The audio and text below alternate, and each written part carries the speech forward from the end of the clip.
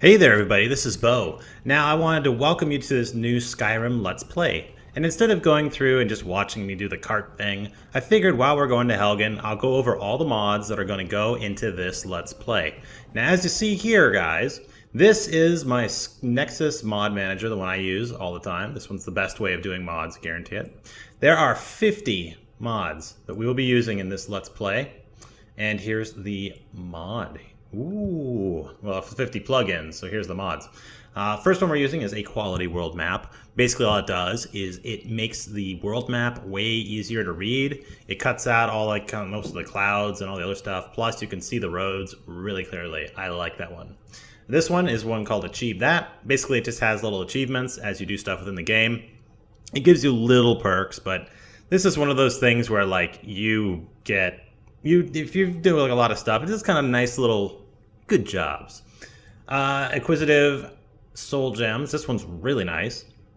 I know a lot of you guys have had the problem of you have a really big soul, like a greater gem, and then you capture a petty soul and it gets stuck in the gem. And it's like, what the hell? I didn't want that in there.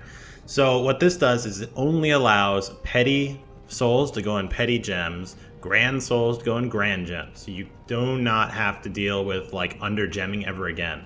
So this is just really nice. Apache hair, all this does is just add different hairstyles for all of the different races. So pretty cool. Beards, just adds 4K beards, like really cool beards. Bound weapon, what this does is just rebalances bound weapons, so that way they're on par with their crafted companions. So that way, like, because I want to do in this playthrough, we're going to do a conjuration mixed with a little bit of destruction magic and whatnot, and I want to make sure I'm on par with the other weapons, because in Legendary there's no screwing around. Economics of Skyrim. This one's a spectacularly nice one. It does increase the difficulty a lot because your stuff doesn't sell for jack. And you can't just buy like everything in one place. You have to go to specific areas of Skyrim in order to buy stuff. So in the case of Whiterun, you can buy only leather, iron, and chromium and meat in game. Whereas if you're in Markarth, you could do Drager metal, silver, and gold. So lots of the dwarven stuff, right? Because it makes sense based on where they're at in the world. The one cool thing you can do now is you can actually have blacksmith services from a blacksmith. So remember going in there and saying, hey, can you improve my equipment? And you never could. Now a blacksmith will actually be able to improve your equipment for you, so you don't have to put any points into smithing. It costs you a ton of money to get it improved, but at the same time, it saves you points. And you can same with this. You can actually order equipment from a blacksmith. It will take time for them to process it and a lot of money, but at the same time, when you're playing in Legendary, you can't really dick around with having a lot of skills stuck in trade, so this kind of helps. Oops, little Game Boy's helping out. Same with enchanting services, so you're able to actually go to court mages and be like, dude, can you enchant this? Now, it is stuck to the enchantments you actually have, so you can't like just get any you want, so you have to still have to do the same deal, but you don't have to put points into enchanting, which is nice. And you have to rent workstations from merchants now. You can't just use them. So, I mean, that's pretty sick. That's nice. Enhanced projectile soul trap. It just adds a projectile effect to soul trap, so you can actually see what you're hitting, which you couldn't before. Guard dialogue. All this does is just adds different various dialogues that the guards will say, opposed to the normal ones. Legible road signs. You can actually read the damn road signs now. Pretty sick. Immersive armor. This one's really nice. It adds a ton of different types of armors to the game. So now it's not like, oh, you have iron, you have orc. Now it's like you got Viking chainmail and sea dog armor and all this weird crap. So it really will add a lot of fun variety. Same with the weapons. So the weapons are also going to be adding a whole ton to the game. So this just adds a lot more variety and just kind of like what you would expect. Like not everyone's going to have the exact same sword, so this is sick. Midas Magic, this one adds a bunch more like spells to the game, so that way it adds a little bit more interest. What? What's up, Kai? Okay, good. Monster mod, this one allows for just tons of monsters and also diversity within the monsters that are already in Skyrim. So this one in particular is the one that adds lore-based lore-based monsters to the game. So you're going to see stuff like big ants and gars and Draegr warriors and all that other stuff. So there's like 20 or 30 different kind of Draegrs, 20 different kinds of skeletons. Adds a lot of variety. Give me 2 seconds, bro. Run for your life. This one basically makes all of the NPCs run indoors as soon as a dragon hits. Big help if you don't want your blacksmiths getting killed because they're trying to tackle a dragon with their bare hands. 2K graphics, this just changes and adds different graphics, so everything looks spectacular, as you'll see. And Sky UI, the #1 best thing I can recommend to you guys, because you can actually sort all of your stuff. So let's get in there and do the character creation screen. Alright, now onto the character creation screen. What I wanted to do for this particular playthrough is, because we have to focus 100% of what we're doing around the idea that we're playing Legendary, not just normal Skyrim, so everything has to kind of change a bit. And I'm going to go ahead and go with the High Elf. Reason being is I want to do more of a Conjuration build, so a little bit of Conjuration Destruction, also using whatever armor I can get my hands on. But because of that Economics of Skyrim add-on or plugin, magic items are really, really rare on merchants, so you have to get them from actually like combat, like fighting and getting them into dungeons and getting them off corpses and stuff. So there's a lot more emphasis on like base stats, at least as far as this particular build. Now the reason that High Elf is because they have an extra 50 points into magic from the get-go, which saves me 5 points of having to invest into mana, which is really, really, really helpful. The nice part about that is it allows those extra 5 points to go into health to give me a little bit more soak early on, and eventually as I get up to about 400 mana, which is where we're kind of shooting for, is like a really high mana skill, or just figuring out enough enchanting or enough magic items to be able to decrease the cost of conjuration and destruction, so I don't have to worry about that. But for right now, oh, well, look at this. See, those are the different hairs that we have from that Apache hair plugin, as well as the beard mod. I know it doesn't seem like much, but I mean, you can see here, the hairs look way, way nicer. And ooh, that's a good one. Why don't we go with that one, dude? And we can even look and see about the different beards. There are some different like tassel beards. Each character or each race has their own, as well as gender has like new updated hairstyles. And it's just one of those things where I think it's kind of an interesting immersion, because what we're going to be doing a lot in this is, as you saw at the beginning of this video, I'm doing like an animated introduction, so you can actually see the character moving around with stuff behind it with the title. So I actually do kind of care what the guy looks like for once. Hey, you know, even I could care at some point. Normally I just keep pressing straight through because I'll never look at the character, but in this case, I think it's kind of nice that we all get to connect with the character and all that. So he's got his killer war paint, his 5 beaded beard thing, and his wicked hair. And since he's doing conjuration and nasty stuff like that, I think it's always better for him to have a darker, more brutal appearance.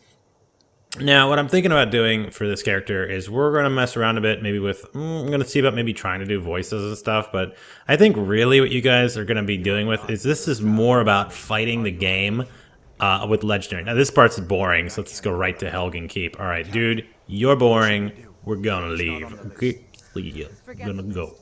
And here we are, Helgen Keep. I always go with the Stormcloak one because the Imperial troops drop better equipment, and they're worth a lot more. Here is the add-on I have for adding additional sounds to the game. I think this is one I got through Steam.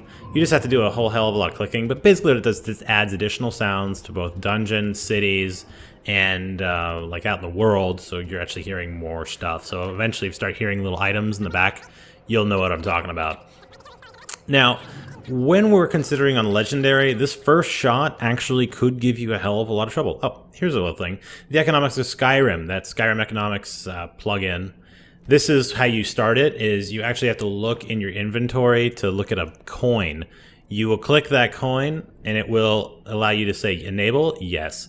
You then leave your inventory, and it'll start going through and updating all of the merchant's equipment and pricing, so that way everything is in line. So as you see here, this allows for stuff where, like, Markarth is not selling the same stuff as Whiterun. That's the whole essence. It's kind of what we talked about at the beginning. And it will go through, as you see on the top left, just updating stuff, updating weapons, updating armor, uploading all kinds of the defaults, and more importantly for us, all of the amounts of money we can possibly sell or get for all the equipment we're getting right now. Definitely changes, trust me. The amount of money you're going to get from a merchant goes down immensely. So one characteristic of this particular fight at the introduction is, oh, this is another one where individual pricing will change based on where you are versus what end the merchant you're talking to. Definitely going to go ahead and say yeah to that, because it's pretty much the essence of the economics mod.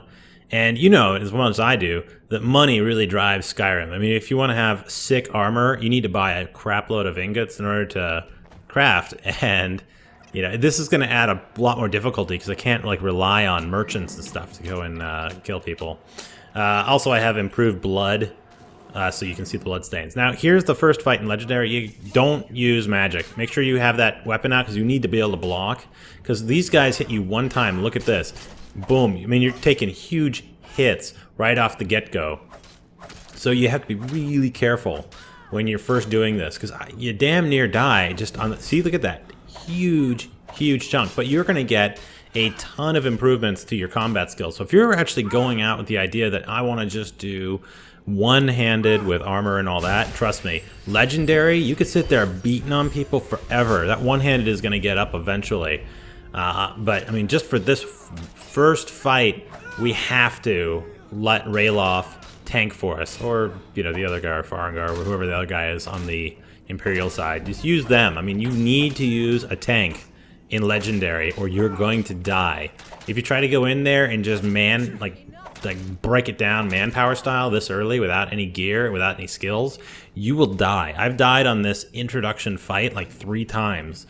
And it's really no joke. So the best way is always use your environment. Make sure you're jumping over stuff. If you need to heal early and heal often. Trust me, if you get to the point where you're even halfway through on health and you have an ability to have healed yourself, they can go in there and beast you for one shot and you're screwed. So that's the difference on the Legendary playthrough. See these two guys, right? Normally it's a really easy fight. You go in there and just beast. But I'm pulling them out because I want to make sure I can maybe jam them in that door, so I only have to deal with one at a time. And as you see, I do only have to deal with one at a time. Rayloff is now taking the other guy. And the weird part about this is these guys, for some reason, were not attacking back. I'm not arguing with why they weren't attacking me, but I'm happy they weren't. So these guys, again, you got to try to always think about where was I and what parts of the dungeon can be useful for me, so that I can either funnel the troops or I can have some form of advantage, because in Legendary, you've got no choice. You need to be sneaky, and you need to be very, very aware of your environment. Now down here on the Torturers, remember, this is your first magic guy you're actually running into, and I was stupid and just walked right into the path. And you see how fast that guy beasted me down. Again, you already have all these tanks laying around. Don't waste the opportunity of these guys by just trying to get in there and fix it, because trust me, that guy would have hit you one time, you'd be dead. So running away and kind of picking your fights nicely really does go a long way. Now, I did experiment just a little bit with, we'll see here in a moment, with like Fury and some more illusion magic, because I'd like to try to figure out crowd control a little bit, because really you're going to need to use some form of crowd control or ability to control where or when your encounters happen to keep yourself alive. And that's really no joke. I mean, it's kind of scary like that. So I do have the shield and whatnot, because eventually I'm going to need... We're still trying to figure out my playstyle, because it's really going to be about bound weapons eventually.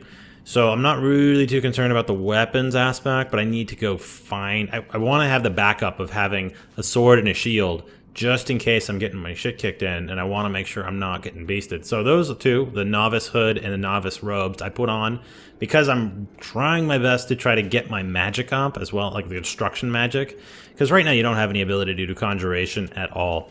Lockpicking, these are easy skills and ones that are nice to have around, so that way we can get some extra cash. Because as you well know, I mean, or maybe you don't know, in Legendary, the amount of money you can get for items obviously goes down a lot. With this economics thing, it also goes down a hell of a lot. So you got to be real careful. I tried Furying this guy, but again, if you're going to Fury a guy, you need to make sure they're in a group, so that way they're going to go from guy to guy and not come after you. So in the case of this guy, again, he's just Furying on other people, so there was really no benefit there except for wasting a whole bunch of mana. But because I have so many tanks in this initial area, I just used the opportunity to get my destruction magic up slightly. I thought maybe that guy would beast on me, but then I'm still the closest person to that guy, so it really didn't help him out too much.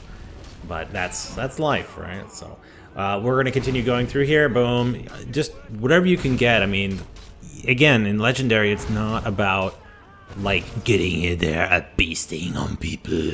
You need to get in there and try to do it in a manner where it's, like, smart. I mean, a lot of this game is playing it smart, opposed to just trying to be like a stupid hero, jump in there and... again, I'm trying to take the high dollar items, so in this case it's the light armor and the helmet. So let's see what we got here. Ooh, hello. Use your fire and see, boom, let your environment work for you. In this case, it's tearing down at least one of those Imperials. I mean, he kind of stepped out a bit, but still, that's free damage that I don't have to waste mana on. That's nice. Again, these guys, you're going to profit from taking the light armor as well as grab every arrow you can. Arrows don't count for any weight, and you will eventually need something if you need a range before I can get my bound bow. So the first thing that we're definitely going to be doing as far as conjured weapons is I gotta get into Fort Amal, which is east of Whiterun, and it's where we're going to find the bound bow. That's the eventual place I want to go with this character, is getting him that bound bow, as well as I need to get a conjure familiar. I really don't like conjure familiar, but like a flame atriarch or something. Okay, so here's a great example of using the fury, okay? Shot that fury in, that spider is right next to another spider. He will start attacking the other spider. And the nice part about that is it's free damage to us. We don't have to get in the middle of that, and those guys will beat each other up. I mean, it's spectacular. These two glitched out, which I was cool with. I kind of derped that a little bit. And always let your tank go in there. So as far as companions are concerned, I'm definitely going to find myself a companion that's a tank type. I'm still considering whether I want to just kind of not do the dragons part yet. Because you don't have to honestly do the dragons initially if you don't want to have to dick with them, like randomly coming in and beasting on you. Because I'm just so low right now and don't have a lot of abilities or skills, that part of me is just kind of worried that if I was to go do the dragons part, I'm basically just fucked as soon as a dragon comes, because there's nothing I can do about it. However, I think that's kind of still some of the fun about this, is going through and checking that out. All right, so grab your gold out of that cart there. Again, every bit of gold you can get, good idea to get it. This one, yeah, I thought maybe what the hell, we'll give it a shot. I always like to take out the bear, because the bear has the bear pelt, as well as potential for drops within it. That doesn't always happen, but in this case, he saw me, he was about ready to hit me. You just run and use your environment. So in this case, they don't path over the water, and he's going to go right directly to Rayloff. Problem solved, boom. No big deal. Again, it's bouncing off of your companion or any of the other stuff you have conjured up. Big time help. And heal whenever you can, because God knows. I mean, I know every encounter in the tutorial and pretty much most of the first part of the game, but as you keep going, especially in the dungeons, always keep yourself topped up. So here we are, we're going to get out of here, and I'm speeding it up just a little bit, because, I mean, come on, we've all done this part a lot, so we all know we're walking over to Riverwood, I think. So not too big a deal. Oh my god, that's Bleak Falls Barrow. I can't believe my sister enjoys talking about Bleak Falls Barrow. You can get to see a little shot of the environment with those 2K packets. You see the grass is really lush, trees are totally different. We're doing Mage Stone, of course, since the majority of the stuff we're doing is mage work. And we will be doing a little bit of conjuration spoofing as soon as I can get a soul trap spell. Notice the trees are all nice and round and lovely and lush, and it looks spectacular. The water is nice and clear and good, and the grass is green and the birds chirp. Actually, there are birds, which is funny. I have a birds mod in here, so it adds a whole bunch of birds, like bird flocks and whatnot. I have the Fury in the left hand. You know there's those wolves. So again, there's a wolf and another one. Use the Fury spell. It hits him, pisses him off, and all of them get like fighting each other, which is great. Another one you're going to start seeing is a first on the character of that Monsters mod. You see that? There's a saber cat jumping in there. And holy shit, a saber cat so early in the game? Yeah. I mean, isn't that sweet? Except for the fact that saber cat really likes to hit people, and he's a real pain in the ass. And I don't know why my flames weren't working there, so again, you do the old IT fix. When in doubt, turn it on, turn it off again. Or turn it off, turn it on again. There it goes. Get the Saber Cat trying to get pissed at Rayloff is where I'm shooting for. That guy was already pretty much dead anyway, so just pop the dot on him and let him go. When you start getting into the low magic like this, now we're just getting into maintain that dot so you can continually get damage on the target while having your tank take him. I mean, the Saber Cat this early in the game is crazy. We're not even past level 1 yet. That is the interest of this mod, this monsters mob, or mod, that adds just a ton of variety to the monsters. We'll see additional ones as we keep going in the game, but I believe you guys are going to get the point that there's a ton of stuff that's just kind of different about this one. I mean, look at the ground and the rocks and the trees and everything. It looks really nice. And I have another mod on there where it modifies the night sky. So the night sky is super pretty and lots of cool stars and all that stuff. You know, if I was going to play this again and do a Let's Play, why the hell not? Why wouldn't I want to do some kind of thing like that? Oh yeah, it's so pretty. I wish me and Rayloff could have a nice picnic dinner here and enjoy time. However, we can't. Alright, so we're going into Riverwood. We're just going to try to get all of our quests together to the initial ones, the Bleak Falls Barrow one, but first is the Girder one. The Girder one I like doing because she does have the chance of giving you something nice, not just cut right to Girder, because God knows we've already seen there's like 10 minutes of cutscene up to here, so let's just get right to the point. Girder is going to ask you to go talk to the Jarl of Wilhelm, as you all know, but the cool part, she will offer you some free goods. Ooh, and look at that, a ring of resist magic off the bat. Booyah.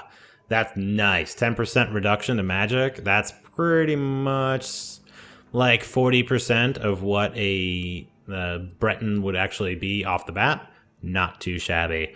You can take all that and try to sell it. I would suggest just taking whatever you need. And then as soon as you're done having her talk here, run to the house. I mean, that's what I'm doing right now. I'm running to her house to steal everything I can out of there while no one's in the house. And so you can go in here. There's gold. Sometimes you get crafting materials. Steal every single thing that isn't red, because we need to sell everything. Haggling I just took because I can use it. Maybe they'll come back to bite me at some point when someone wants to come gnaw my butt from stealing in their house or something. Grab whatever food you want, but it's all good. So now we're going to go make our way down over to the trader.